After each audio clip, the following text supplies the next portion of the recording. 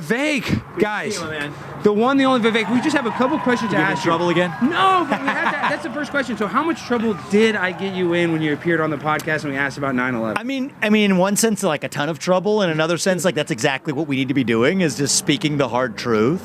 I mean, you had like a lighthearted tone, but it was a serious question. Very serious. Has our government told us the truth about 9/11? The answer is no. In fact, we know they've systematically lied to us. Mm-hmm. The FBI did, and the Jan 6, we'll get to that in a second. The 9/11 Commission, we'll talk about the Jan 6 Commission separately. The 9/11 Commission and the FBI both said there was no Saudi Arabian involvement. Omar al-Bayoumi, the 42-year-old graduate student who randomly met two of the hijackers in LAX airport and then suddenly helped them open their bank account. So he was just a friend they met at the airport. Yep. It was a lie. And so, you know what? If that got me in trouble last time, and saying this again that's true again, sometimes the truth does get you in trouble. Wall Street Journal editorial board about lost its mind and had a conniption, and so did much of the rest of that mainstream media ecosystem amongst conservative and liberal media alike. It's the truth. And so the funny thing about it that was a good learning for me, and it actually gave me some encouragement for the rest of the race of how I wanted to run this. It was actually an interesting moment for me. Is the eye-opening moment to me was these people had far more of a problem with me saying something that was true about the government than they did about the government systematically lying to us about one of the most important events in our lifetime and in our history. Caitlin Collins what does that was tell more you? mad at you That's than right. for the government. For saying it, right? So she's mad at me for saying that the 9/11 Commission and the FBI's reporting on Saudi Arabia's involvement. And 28 redacted pages of the 9/11 Commission report, so we don't know. We don't know the truth. But what we do know is the declassified documents that came out 2 years ago. So I'm not a conspiracy theorist. I just believe in following facts and reality, but opening our eyes to the ugly facts, especially when they're ugly. And yet what struck me about the media, and that's really since then, I don't know if you've noticed, but I've been on a bit of a rampage tear against the mainstream media. Yes. That was one of the things that opened my eyes, is these people have more of a problem with me speaking something that's the definitive truth, because it's uncomfortable, than they do with a government that has systematically lied to the people.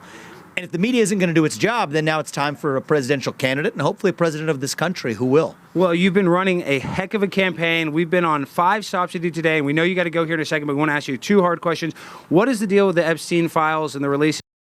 Actually get anybody like Bill Clinton's on the plane 50 times. We know that he was doing stuff with Monica Lewinsky. He has a seedy sexual past.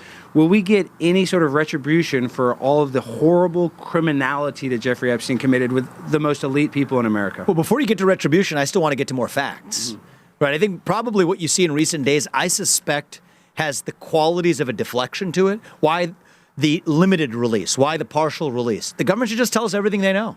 I mean, what are the actual hard facts, not just the external, but the internal, about contend with what Jeff Epstein's brother had to say, contend with prior facts that have been reported. Just tell us the truth.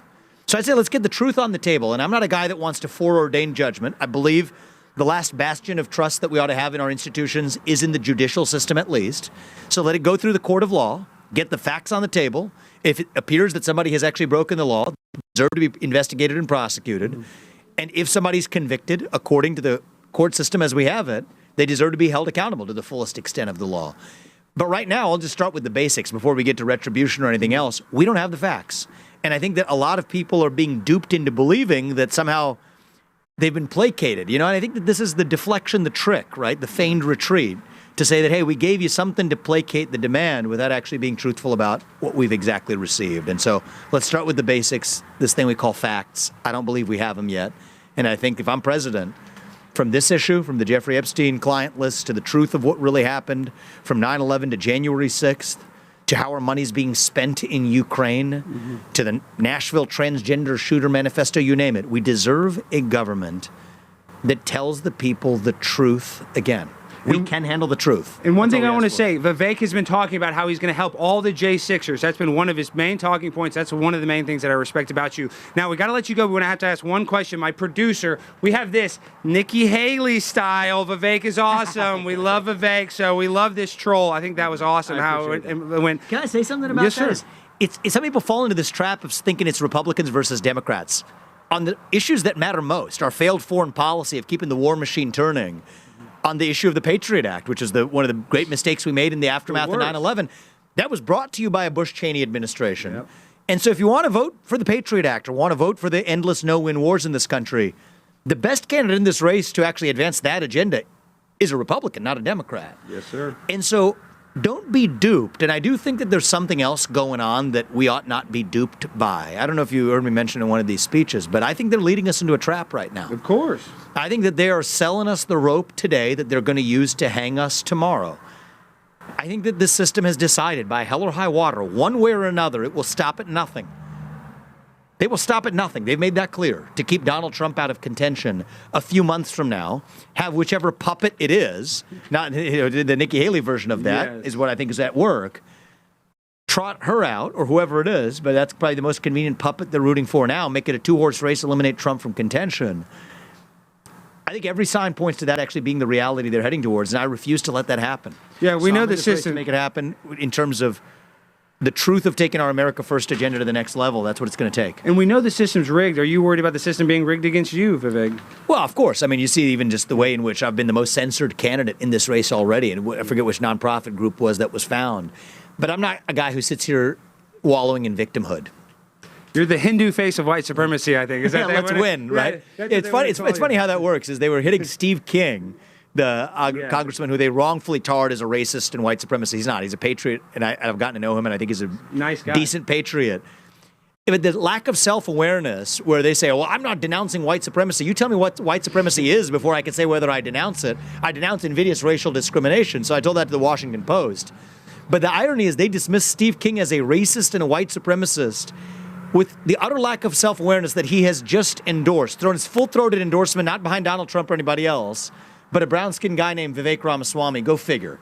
The lack of self-awareness is astounding, but it kind of cracks me up from time to time. And, it's ridiculous that they would even call him a white supremacist when he supports you. Okay, last thing, Jimmy, this is my dumb producer. He wants to ask you all the way. I know, I hate his suit. So Alex is a tough boss. I am. Borderline abusive. How do you treat your producers? Like, Jimmy, do not ask questions like that! Jimmy, gosh! I'm sorry about that. I apologize that he asked that question. Don't worry about that. Okay, Vivek, you've run a better campaign than DeSantis. You've run a better campaign than Nikki Haley. I think that your poll numbers are going to be great. What do you think is going to happen on January 15th right now? Give us your, before you go, what do you think is going to happen? I think we will shock the system, and my gut instinct is I'm going to win the Iowa caucus. But I think regardless, I am rock solid that we're going to shock the system. And the fact that you've disrupted so much stuff, that's why they're so scared of you. You're a disruptor. Continue to disrupt, Vivek. You become an icon very quickly. And I know a lot of people probably at first were skeptical, who is this new guy? But I'm telling you, you've really shown up on the scene. You've been about it. You've talked the cold, hard facts that none of these other politicians have, and that's why you've earned my respect, and I think that's why you've earned the respect of millions of people across America. So thank you, Vivek. Thanks, man. Guys, warmed up. Let's get the Vivek equals awesome. Oh yeah, well, okay. I crumbled it up, Jimmy, because I'm trying to do a dang interview with him. Okay, we get it. One street. So Vivek equals awesome, guys. We love this guy. Vote for Vivek in the caucus. Nikki Haley, you stink. DeSantis, go get some new boots. I'm so fly, I'm aligned with the planes. My grind so refined, I got no time for no games. Ask yourself